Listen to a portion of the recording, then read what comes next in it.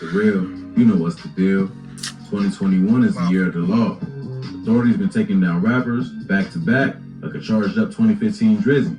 Feds been acting real Thanos-ish lately with Rico being the 5 Stones. From Casanova to YFN Lucci. Freedom, man. And now, the ones trapped by the law are 2 of Florida's top rising artists and alleged gang leaders. Free Casanova, man. Free Glokknine, too. Free Hotboii. Goddamn. You know the task force you see in movies. Ain't it more than that? But this was the real life version.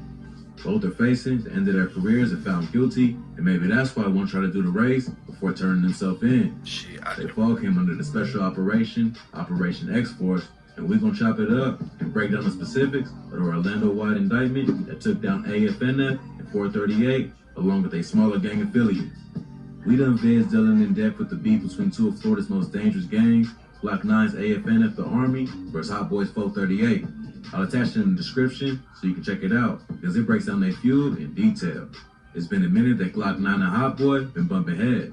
They think that only resulted in the loss of life from each gang, but the loss of innocence. In September 2020, 14-year-old Dennis Joshua Atkinson was sitting on the porch at his home when the car drove up and opened fire, hitting him and a 15-year-old that was hanging out with him. They were both rushed to the hospital, but sadly, Atkinson ain't make it. Less than 24 hours later, 3-year-old Daquan James Felix Jr. lost his life when bullets from a drive-by shooting in the 4400 block of Drexel Avenue. Oh yeah, kids get involved in innocent shit. They don't care. They gonna get you while he was playing in the living room. Where 3-year-old Daquan Felix was shot in another drive-by shooting on September 22nd. And the day before that, 14-year-old Dennis Atkinson was shot and killed in another shooting. On April 25th, 2020, Dexter Wrench Jr., an Ocoee high school football star who was about to graduate and pursue his football dreams at college, was caught within what authorities say was retaliation by AFNF for the arrest of fellow gang member Cox after being charged with murking 438 affiliate. I didn't know all that shit was going on. God damn. After attending Wolf's funeral. But the last innocent death that was recorded was the straw that broke the camel's back. 16-year-old Savia King lost her life in the midst of the gang feud. Developing right now, family is desperate for answers. A 16-year-old girl was shot and killed in front of an Orlando gas station this weekend. Fox 35 learned that she is the niece of Orlando City Commissioner Regina Hill. On May 2nd, 2021, the 16-year-old and a friend was caught in an Uber after an evening out when the friend's brother offered to give him a ride. Yeah, you ain't. Of course, state that shortly after, you ain't getting away with that one. Sorry, you can't get away with that one. Hidden Savia. She later passed at the hospital. It's impossible. Anthony Ant Barnes and Jacarius Jermaine Javante Simpson was arrested in the incident. The third person listed as the shooter, Jeremiah Woods, was apprehended after cops found what was believed to be his gun used in her shooting. After their investigation, recovered 15 guns off the street, which included 2 stolen guns, with his being one of them. The significance of her being collateral damage was that she was the niece of Orlando City Commissioner Regina Hill. In the ideal world, all life is equal, but in our cruel reality, who you connected to adds to your importance. The level of violent crime that we are seeing today is unacceptable. We had Savia King become an innocent victim of violence, and so many others. We are devastated for her family's loss. Cops was already plotting on Glokknine and Hotboii, but this got them into action with the swiftness. And in October 2020, they created the Joint Task Force with operatives from NBI, Orlando Police, and the FBI. They called in the entire firing squad for the secret 9-month investigation called Operation X-Force with one goal in mind: take down the criminal empires of the Army and 438 and everyone involved in their bloodthirsty beef and keep them locked away. That might be going for a minute. I seen Glokknine might be going for real. Keep them off the streets, and if convicted, make sure. But might got a slight. Let me get done looking at it because I don't know. No friends. It's allegedly headed by Glokknine, while 438 by Hotboii. Truth be told, from what cops discovered in past behavior, Glokknine might be the one playing a bigger role in where this all ended up, simply because of how publicized his gang affiliation and mentality was. In conferences held to target crime, his name is mainly the one being brought up in relation to who has been destroying the community. I mean, dude got 52 charges. Jaquavius Smith, better known as Glokknine, just him himself has been arrested for 52 felonies. So we're talking about dangerous.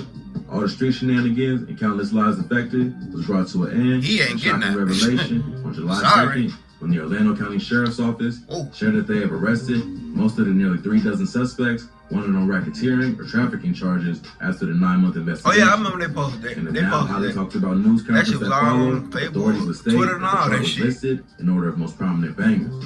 And guess who at the top of the list? Glokknine. And Hotboii. If you look at that Hotboii poster, was on the other one. prominent people at the top. I seen displayed Hotboii. I there, didn't see Glokknine. just between those 8 people, they're responsible for 230 felony charges.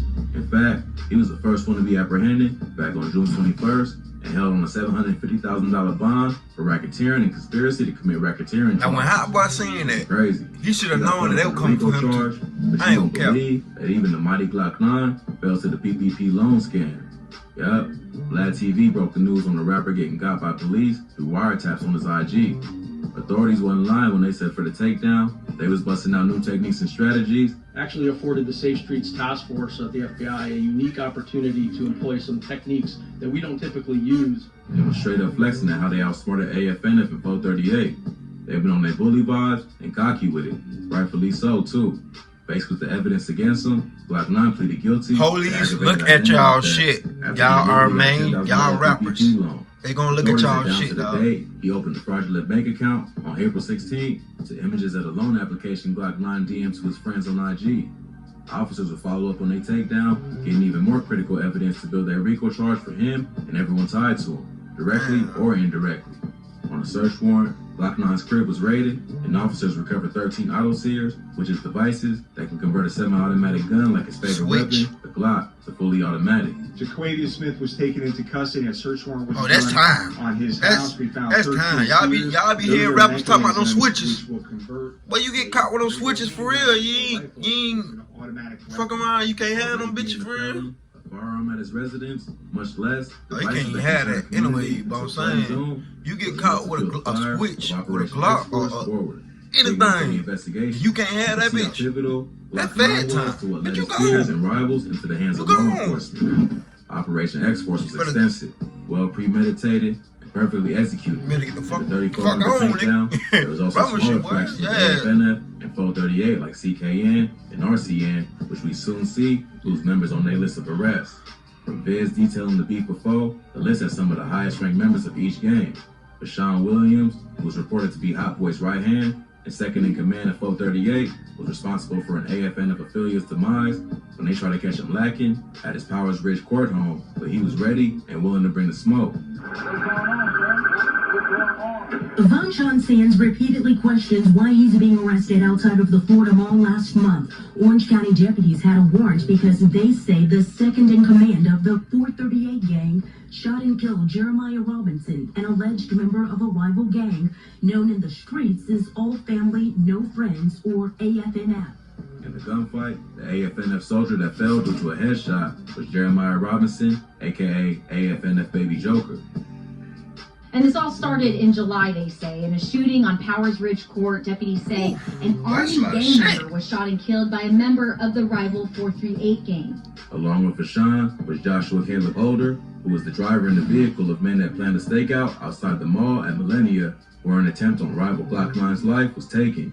Luckily, the 438 affiliates failed, but that just got them extra eyes from the law. If you've been following my vids on the battle between the two gangs, you recall a case that basically placed Glokknine in the situation he's in now. On July 3rd, 2020, officers responded to a female caller at 4440 Bleasdale Avenue, relating to someone carrying out an attempted hit targeted to her son. Yeah, we had two AKs in Glokknine's cousin, a rapper known as Cudham Reese. In a moment of blessing, Cudham wasn't home, but his family nearly lost their lives in his steed. Latoya, his mother, states jealousy as the main reason why Glokknine targeted her son. Then again, I heard Glokknine was carried out. That motherfucker cut a risk. Hey, he be rapping no cap. See two black vehicles with multiple men. She was able to identify two as Glokknine and her half-brother Ballpark. Ballpark would express his betrayal from his half-sister snitching on him. He would later be tied into the RICO along with Glokknine. Cudham Reese seemed to be the center of controversy. His brother, Anthony Williams, people ain't in the game. Of course they gonna snitch, bro. Of course they gonna snitch on you. Adams, aka Lil Wavy, were also swept up by authorities on the RICO. Both was members of the 438 sub-faction, Know 'em, Cut 'em, Kill 'em. They charges in the RICO stem from their usage of electrical devices to promote gang activity. One of the men, Lil Wavy, was previously released on bond after being charged with aggravated battery with a firearm. The incident occurred with the mother of slain rapper Marcus Clay, aka 3 Block. Lil Wavy and an associate, Devins Morgans, aka MG, pulled up on their ops at a medical center, flashing a blicky and threatening to take her other son's life inside a doctor's office while disrespecting their fallen son that they allegedly had a hand in carrying out. Luckily, it ain't escalated to that point, and the mother had the chance to call the cops and report the incident. Fuck that. While gang members was being arrested, y'all ever got gunned down in that one of our law enforcement as well, was seemingly on the run and listed as at large. Reports who began storming in online about his evasion from capture. On July 12, 2021, the rapper would turn himself in to authorities. But in an unexpected turn of events, he was given and posted $750,000 bond and back on the outside within no time. This prompted speculations that he snitched in order for his freedom. But Hotboii shut that down in the post while dissing his broke ops at the same time. Whether he remains on the outside, time will tell.